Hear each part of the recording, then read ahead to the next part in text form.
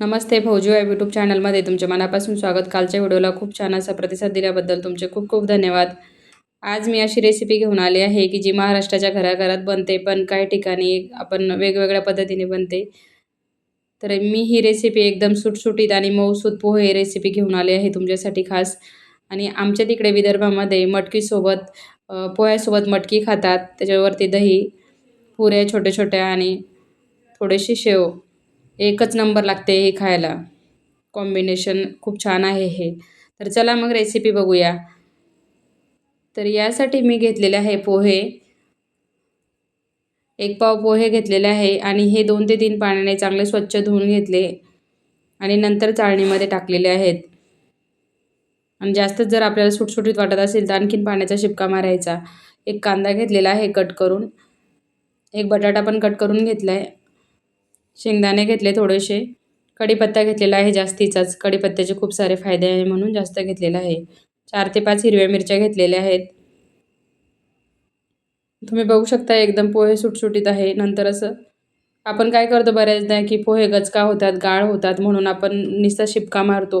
पण शिपका मारल्यामुळे काय होतं पोह्यातली जी घाण असते ती निघत नाही. अशा पद्धतीने पोहे साफ करून घ्यायचे आणि व्यवस्थित होऊन जातात. आता पॅन ठेवायचा आहे गरम करायला गॅसवरती.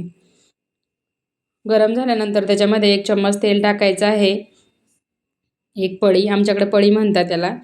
1 पळी तेल टाकायचं. तेल गरम झाले की आपल्याला शेंगदाणे टाकायचे. याच्यामध्ये शेंगदाणे फ्राय करून घ्यायचे.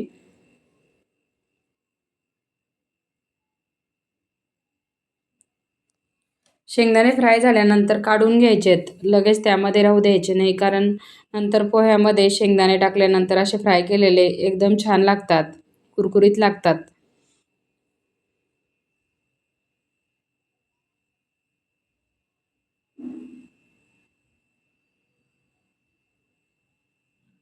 आणि मी काही टिप्स पण सांगितल्या होत्या मागच, की पोहे जर एकदम मऊ होत नसेल किंवा सुटसुटीत होत नसेल तुमचे, तर अर्धा लिंबू पिळून टाकायचा. सुटसुटीत होतात पोहे एकदम. माझ्या रेसिपीसोबत काही टिप्स पण असतात, पण ऑलरेडी माझे पोहे एकदम सुटसुटीत होतात, त्यामुळे मी लिंबू टाकलेला नाही आहे.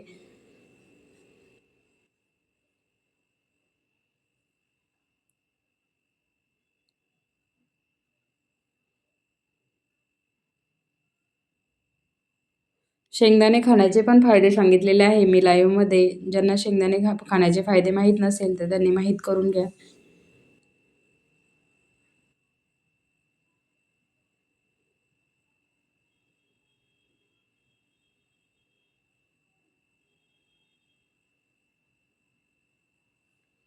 आता आपल्याला 1 चम्मच मीठ टाकायचं आहे आणि अर्धा चम्मच हळद टाकायची. 250 ग्रॅम पोह्यासाठी एवढं पुरेसं आहे. माझ्या कुठल्याही रेसिप्या अचूक प्रमाणात असतात. शेंगदाणे पण फ्राय झालेत, काढून घ्यायचेत.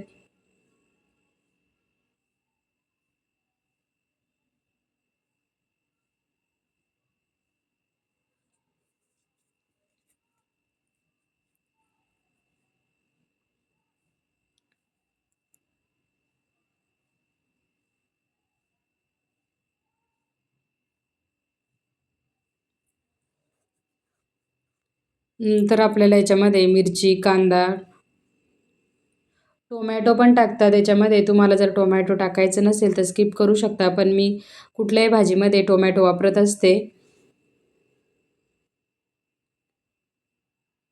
पूर्ण चांगलं हे फ्राय करून घ्यायचं.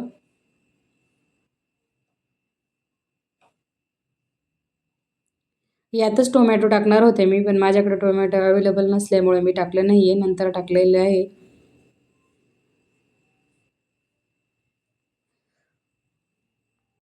सुरुवातीलाच कढीपत्ता टाकला की तो तडकतो तेलामध्ये आणि उडतो पण, तेल पण उडतं आणि कढीपत्ता पण एकदम सुकट-सुकट होऊन जातो. त्यासाठी नंतर टाकायचा.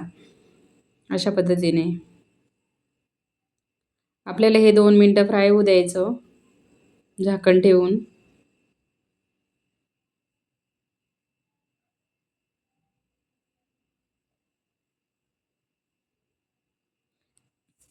मीठ आणि हळद टाकलेली होती पोह्यामध्ये. चांगलं मिक्स करून घेतलं आणि मला थोडे जास्त सुटसुटीत वाटत होते, त्याच्यामुळे मी थोडंसं पाण्याचा शिपका पण मारलेला आहे त्याच्यावरती.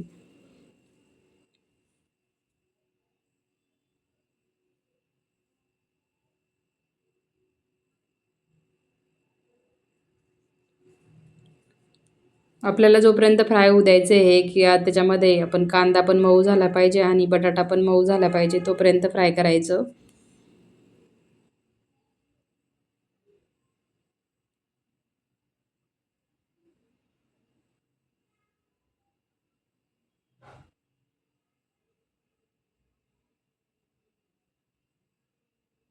तुम्ही माझ्या रेसिपी कुठून बघत आहात मला कमेंट करून सांगा, जेणेकरून मलाही समजेल की माझ्या रेसिपी कुठपर्यंत जात आहे. तर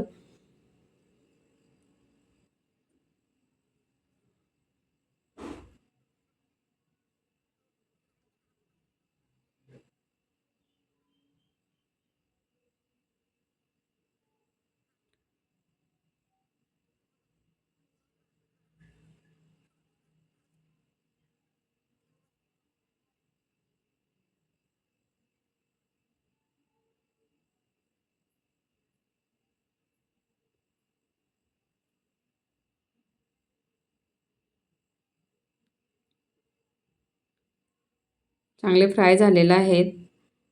आता हा साईडला काढून घ्यायचा. यातच टोमॅटो टाकला असतं पण हे जळून जाईल, त्यामुळे मी साईडला काढून घेते.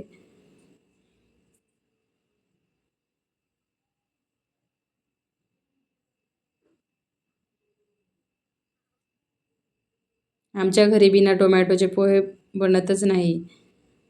हे सर्व एकत्र करून घ्यायचं आणि पोहे टाकून चांगलं मिक्स करून घ्यायचं. सुरुवातीला थोडा फुल गॅस करायचा, नंतर मीडियमवरती होऊ द्यायचे 5 मिनटं झाकण ठेवून. असं मिक्स करून घ्यायचं पहिले.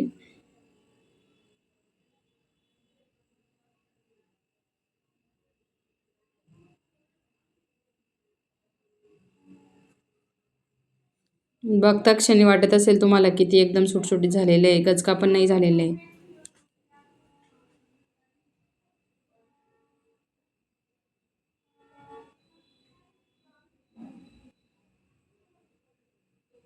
अगदी 5च मिनिटात मऊसूत होतात आणि काही भागामध्ये साखर पण टाकतात पोहे मऊ होण्यासाठी. पण तुम्ही जर टाकत असेल तर टाकू शकता. आमच्याकडे साखर टाकत नाही पोह्यामध्ये.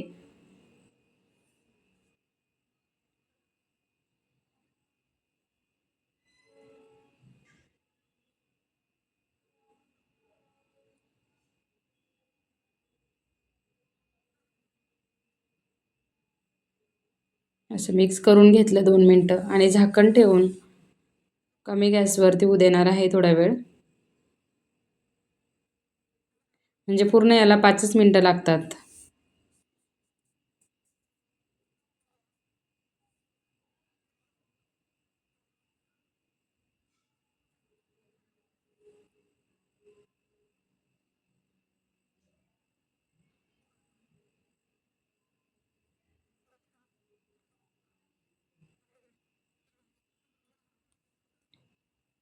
आणि तुमच्याकडची कशी पद्धत आहे मला कमेंट करून सांगा. बघू शकता आपले पोहे बनवून एकदम रेडी झालेले आहे आणि सुटसुटीत पण झालेले आहेत. दिसायलाही अप्रतिम दिसत आहे. तुम्हाला आजची रेसिपी माझी कशी वाटली नक्कीच कमेंट करून सांगा. आवडल्यास एक लाईक करा, शेअर करा, सबस्क्राईब करा. जय जिजाऊ, जय शिवराय, जय महाराष्ट्र आणि असाच सपोर्ट राहू द्या.